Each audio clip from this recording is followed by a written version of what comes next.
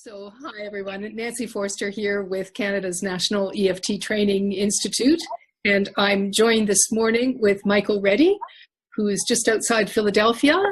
Thank you, Michael, so much for being part of this EFT Unplugged series. Thank you so much. I love being unplugged. So our intention this morning is to share a little bit about Michael's work and how he integrates EFT and energy psychology with what he's doing. But first I'll tell you a little bit about Michael.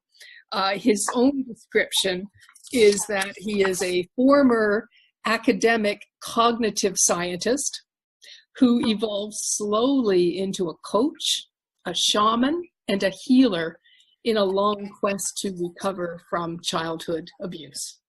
And today he's a healer, he's a trainer, he's an author, and he works with local and remote clients who are suffering from chronic emotional and physical and life disorders that are rooted in personal and in inherited ancestral trauma. So Michael's a leader in North America in combining EFT with family constellation work, and he's well known for his presentations at international energy conferences and family systems conferences. He also trains practitioners in this integrative approach, and he calls that family energetics. Michael's the author of two books, this one, which I've just spent a lovely couple of days rereading. It's called Health, Happiness, and Family Constellations, and a second one called The Family Constellation Practice Builder. And Michael has a very generous website available with lots of resources and videos, and the name of that website is reddyworks.com, REDDY, WORKS.com. Yeah, not READY. Yeah. So love the bio, but just wanted to put a personal piece in here too, Michael, that I just love your paradigm of integration and your vulnerability, your honesty about what's driven you to be integrating all these different perspectives into this global idea of energy and inherited ancestral legacies. And in particularly, I really value the way you can take these big picture concepts like the internet and like quantum physics and those really complex ideas and using metaphors, make them really understandable at the level of practical application, and then offer us practical ways to actually integrate this work into our practices. So thank you so much. Thank you very much. That's Yeah. actually game that cognitive science plays. What's really happening. Yeah, beautiful. So let me ask you the first question. What was it that motivated you to look at EFT as a possible intervention to add to your personal and your professional work? As I wrote in the prologue to Health, Happiness, and Family Constellations, I came to Family Constellations because it seemed like I was dying. I came to Family Constellations first, and I will clue you in with a few slides on what that is shortly. But in 2007, my day job was I was the chief technical officer for a small company, and my night job was I was trained in shamanism back in the 80s and 90s, and I was a shamanic practitioner and healer, and I ran a group and all that. And that all crashed in late 2007 when I developed these extremely severe neuropathies in my feet. And I mean, they were terrible. And mainstream medicine had no explanation for them. Jump in when you feel you want to with questions. Or the painkillers didn't work. I would have had to get addicted to opioids and I don't know that would have helped that much anyway. Acupuncture, therapy, myofascial, and homeopathy. I had all my own stuff, and I had about 4 different practitioners, alternative practitioners, working with me, and I got nowhere. And it was, I felt like a terminal cancer patient or something because the pain was so unbearable and so unmanageable. And I stumbled on a book by John Payne, actually, that said, well, you can inherit unresolved trauma from your ancestors, from your parents, from your uncles, grandparents, and so on. And that was like a new idea. And I immediately remembered my father was a foot soldier in World War II on Okinawa and in the Aleutians, the Pacific War. And I had heard stories from my mother, because my dad never talked about it and became an alcoholic, that he had had terrible problems with his feet. And this light bulb went on in my head, and I thought, oh my God, is this my father's feet? So I got somebody to take me down to South Carolina, where John Payne was holding a workshop. And I mean, to make a longer story short, I had a profound experience. The pain started to lessen immediately, and over the next couple of months, it really went away. I mean, it got sidelined. Sidelining to me means that I've got a chronic condition, but it's down at level 1 or 2. It doesn't stop me from doing anything, and I can ignore it, right? It gave me some hope, and the message was, learn how to do this and see if you can help people with it. Stay on the planet and do something with this. So 4 years down the road, I had all this constellation training, 14 different trainers. I'm an eager beaver about this kind of stuff. And I'm a synthesizer, so I like to put things together. And I was working actively with clients, and I was realizing that both for myself and for the kind of fairly heavy-duty people that were attracted to working with me, well, we weren't just talking about inherited trauma. We were talking about, well, they inherited some serious issues, and then those issues spawned a lot of developmental and current life trauma. And I didn't have good enough tools for dealing with that part of it. So I searched around, and somatic experience was like beyond my means in certain ways. And I'm a solution-focused therapist, and I don't do brief therapy, but it's certainly briefer than 3 years of weekly stuff. And EFT was like the winner. I mean, it looked like the best. So I got trained by Tina Craig, 3 levels of EFT. I did work with Dan Benor. I did CEP with ASEP. And meanwhile, I started bringing Family Constellations to energy psychology. So I was starting to give papers there. And after, now we're 9 years down the road, but a couple of years ago, I really started to realize that these two methods, they complemented one another. You could do things when you use both that improved each. And so I'm very sold on energy psychology, and I'm older. I don't know that I have the wherewithal to get a huge, big following for family energetics, but I think it's a really good tool, and it's an honest synthesis of these two approaches. Beautiful. And for you, was the so-called weirdness factor of EFT, was that ever a thing, or how did you manage that, bringing this EFT work to your clients, for example? Well, a couple things about that. Both Family Constellations and EFT share certain characteristics. They both work with relatively, mainstream, unfamiliar energy systems. One is in the individual, the other is in a larger family system. So they both have that drawback in terms of talking to clients. They're both holistic, they don't diagnose, and they tend to work for anything. Right. So those are kind of the hurdles, right? When I pulled all this training I had gotten in marketing and writing for businesses and stuff, put together in the Family Constellation Practice Builder, I boiled it down to kind of 4 rules. Don't sell, just look for a fit. Yeah. You're not selling anything, you're looking for a fit. This is when you're talking to, that crucial conversation with a client. And don't explain. Ask, listen, learn. Beautiful. Because you will be interesting to them if you are interested in them. Absolutely.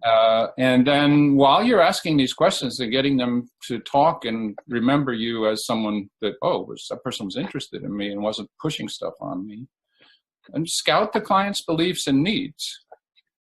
And then if you're going to trot your stuff out, you tailor what you're saying to the needs and the background. And I mean, is this person okay with psychic stuff or not? Has this person had a lot of therapy or not? I think there are 6 questions in the second chapter that are crucial. So I'm like, that's the way I do it. And I have to say, in general, as I look at the 8 years of this, 9 years of this, whatever it is, it's getting easier. I think people are more aware that mainstream medicine fails with chronic illness, chronic suffering. Yeah. You have a better medical system than we do. Ours is terrible, and people can't even afford to get to it anyway. So they're turning to alternative healing. They're more accepting of the idea that there's some kind of broad spectrum approaches that do work for everything, because the roots of the stuff are down in these dislocations in the energy system. Yeah. And they're more willing to listen. If I talk about EP research or epigenetic support for stuff. So I kind of think it's getting easier, but I'm not selling anybody anything. I'm doing just those 4 things. Absolutely, right? And it's an invitation to people then to say, this is what I know, this is what I've experienced, and is this of interest to you? And if not, no problem, right? There are many different ways that people can get help. So yeah, absolutely. And I concur. I find over my time doing this work as well, whether it's partly my own letting go of my own resistance and learning and growing, or whether the world is changing, or some combination of both. But yeah, it certainly seems that more and more people are ready and willing to bring this kind of work, especially to their chronic issues where they've tried. So yeah. I mean, I really carefully distinguish between what I call chronic and acute issues. Mm-hmm. I don't deal with acute issues. Right. It's unfortunate that we're stuck with a mechanized, insurance limited, drug centered, in the US at least. Right. Yeah. So not so different. Not so different. You still need broken leg set, or you still, and I think still, the body needs support sometimes. Sometimes you have to come at it from both directions. Mm-hmm. Mm-hmm. Absolutely. Energy stuff is like the wind, and the body's like the water. The wind blows, the waves get rolling. The wind stops. The waves don't stop so fast. Right. Yeah. Beautifully. So how do you actually use EFT? Will you spend a couple of minutes and just explain to us how you might use EFT specifically in your work? Yes. So can I share a screen and just show you a couple things real quick here? Please. Okay, so you should be seeing some slides, right? I do. All right. So first is this distinction between inherited and personal trauma. There's, in terms of who actually experienced the overwhelm, there's 2 kinds of trauma. There's vast anecdotal evidence for inheritable trauma, and there's increasingly more, and epigenetics is a super hot research field. And it's all saying the same thing, that, it's not the DNA itself that gets altered, but rather the epigenetic methyl switches around that turn the genes on and off. All that stuff's heritable. Mm-hmm. And I mean, it's fascinating to me, because just as personal trauma gets triggered later in an individual's life, ancestral trauma gets triggered later in the life of the larger ancestral family. It shows up in later generations, and it's formally similar. It's a fractal, if people are into that word. Okay, quick. What is family constellation work? It's a method for revealing and releasing inherited trauma in family systems. And the constellations image and work with conflicted players in the system in an exploratory and restorative way. Mm-hmm. These sessions can address inner family, current family, developmental family, and ancestral family levels. Now, what does it look like? The classic group form looks like slow, quiet, unscripted psychodrama. And the private form resembles sand tray therapy, usually without the sand. Right. Let me show you a couple pictures. I mean, this is what a group constellation might look like. And when you say this group form, you're actually speaking about a group of people alive today who come together Yes. in a workshop format and step into these roles for a certain client. Yes. Mm-hmm. And represent. And this is honestly, it's kind of a form of, depending on how you want to describe it, it's a form of group channeling or something. It's very powerful. People who are very skeptical about it still find themselves doing it, or it's evident in their body, if not in their words. Yes, it's a remarkable experience that is one of those that you can't talk about until you've actually had that experience. It sounds like you have. I have. Yeah.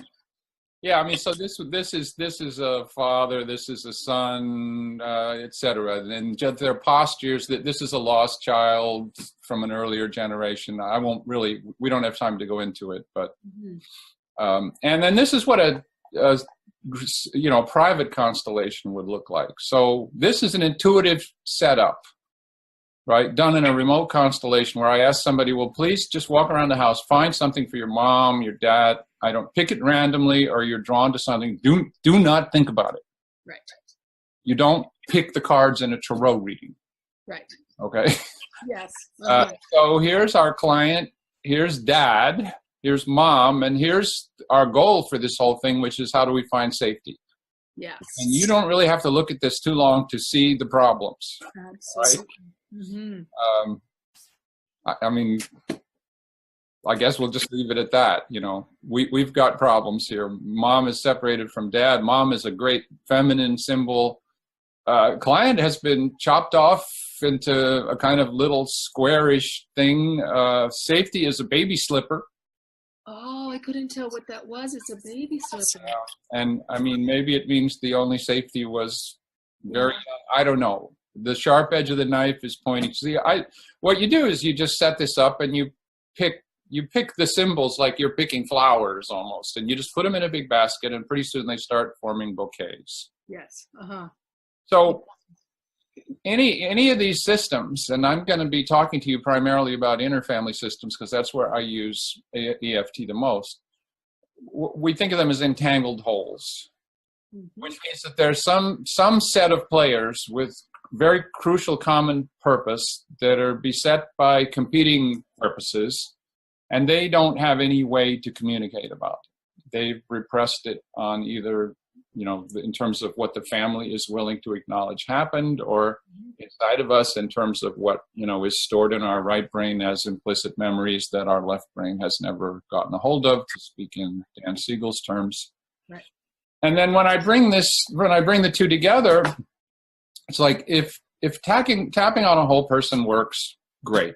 I mean, and I think that the tell the story technique and the rigorous gold standard EFT, it has a way of getting down to that individual person, but it's not personifying them. Yeah. And when we do a closer look at a case, I'll show you why I want to personify them.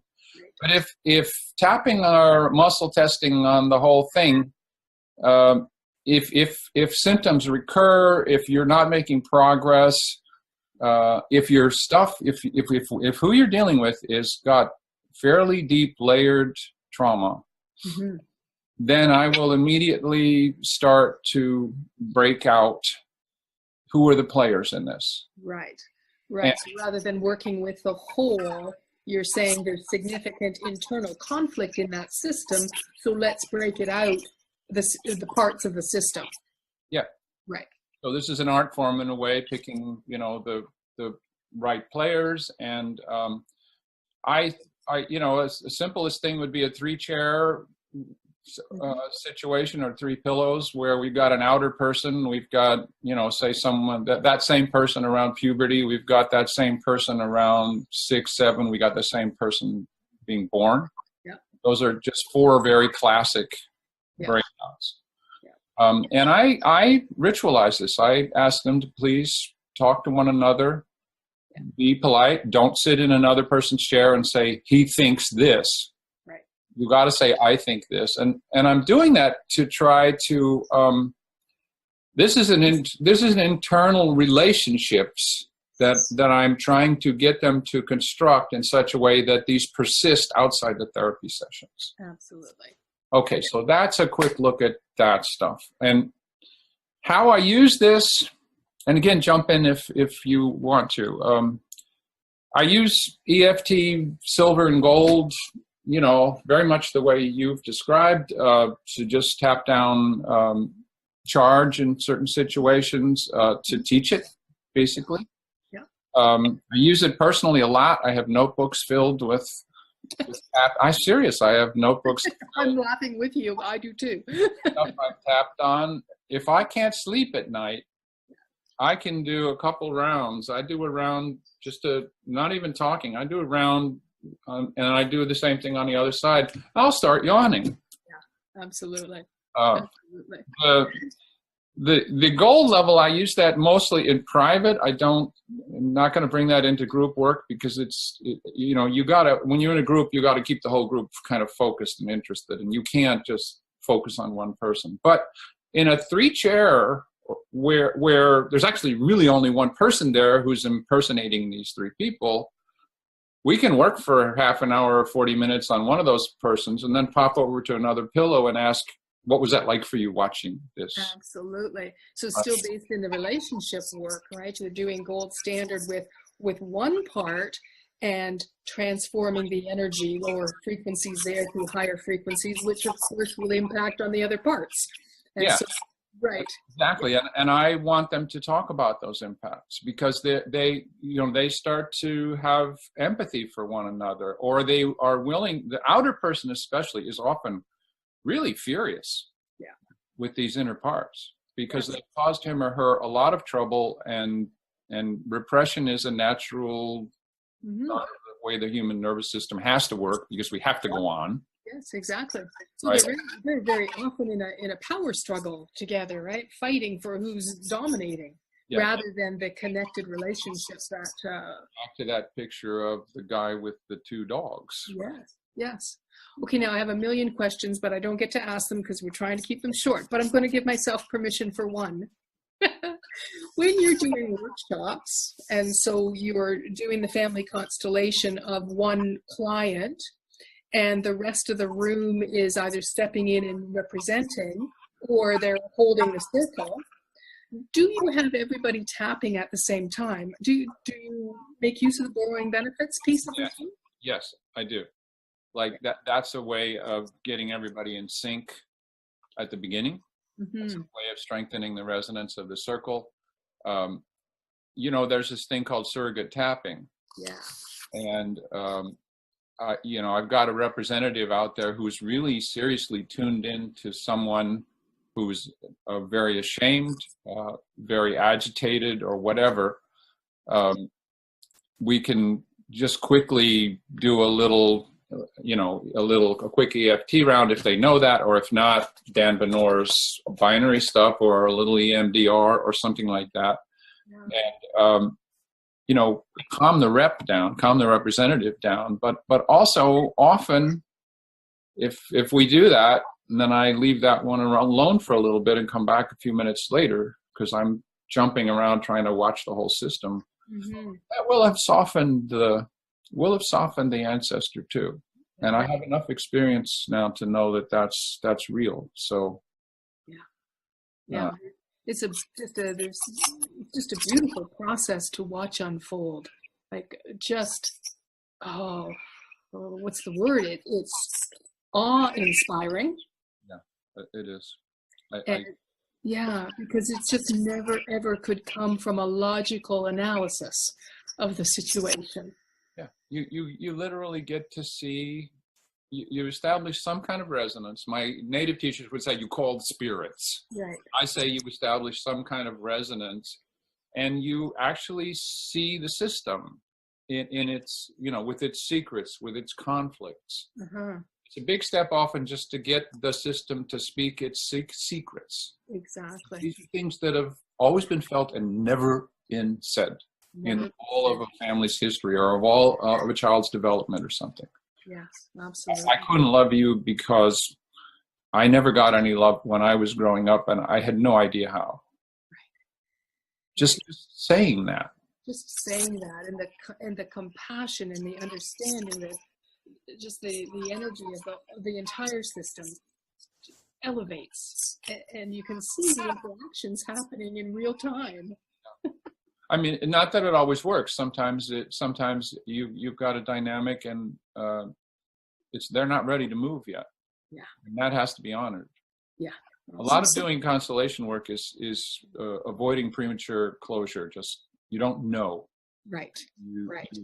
You just pick the flowers, you put them in basket, you wait for the bouquets to form, and discard the flowers that don't end up in bouquets. Right, beautiful. That's what I say instead of preserve the phenomenological stance, which I don't think people understand. I don't understand it, yeah. Well, it's that beautiful, the practitioner needing to have done enough of their own work that they can hold that relationship with uncertainty. Yes. And I mean, you have to do this kind of, as with any deep trauma therapy, you have to, you can't be freaked out by what you're, you know what I mean? You have to hold this in a space of compassion. You have to empathize, but you have to have kind of a piece of Teflon between you and your problems and the stuff outside, or the stuff that you're empathizing with. And I think wounded healers can be very good at that. Are there any kind? I don't know. What we're learning about the extent of childhood trauma is I'm not sure there's any other kind of healer. It's a disaster.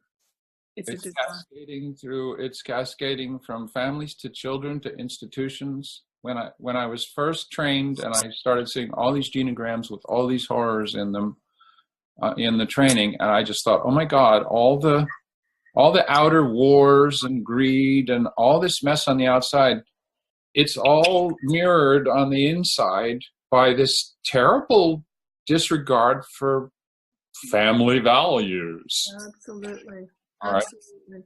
Almost an unknowing disregard of the impact of humans on each other, and how easy it is to wound each other in relationship. Especially with caregivers. Yeah.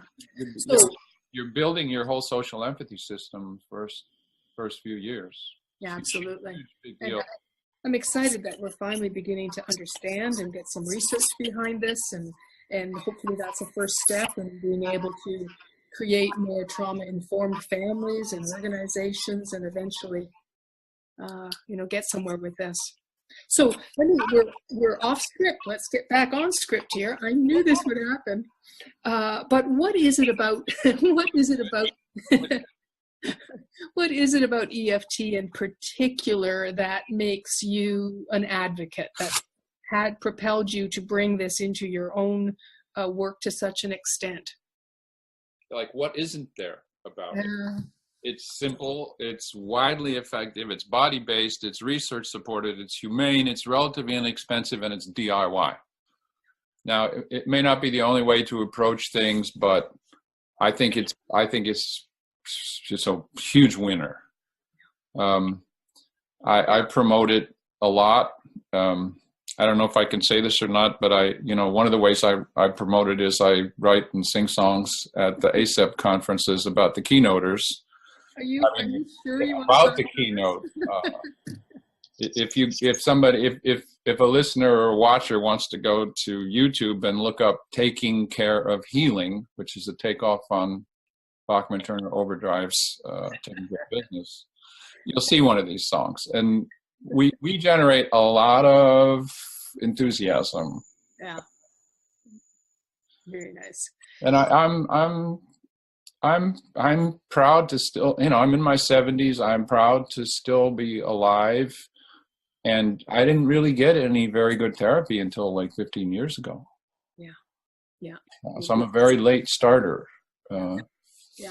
But and an expander, right? When I read your story, it's every step of the way you've been open and willing to expand and to grow and to integrate everything you're learning personally and professionally. And that's, Yeah, well, it's either that or die. I mean, all right, the stakes were high as well. no, they were. I mean, really, I was shot like an arrow from a bow from a oldest son, alcoholic, traveling salesman, war veteran family. Never ever pleased him, and I re-traumatized many times along the same patterns. Absolutely, yeah. And these days, fortunately, we have some modalities that can get underneath to those early experiences and really release that energy and allow us then to come back into this more authentic, harmonious, and loving self. Yeah, thank God. Well, thank you very much. I'll just let people know that we're actually going to do a part 2 to our interview here, where you and I will talk about a particular client with their permission, of course, and you can tell us a little bit more about how this would actually, what it would look like in a session with a client. So thank you for now, and I'll see you on the other side. Thank you very much. It's been a real pleasure. All right. Bye. Bye.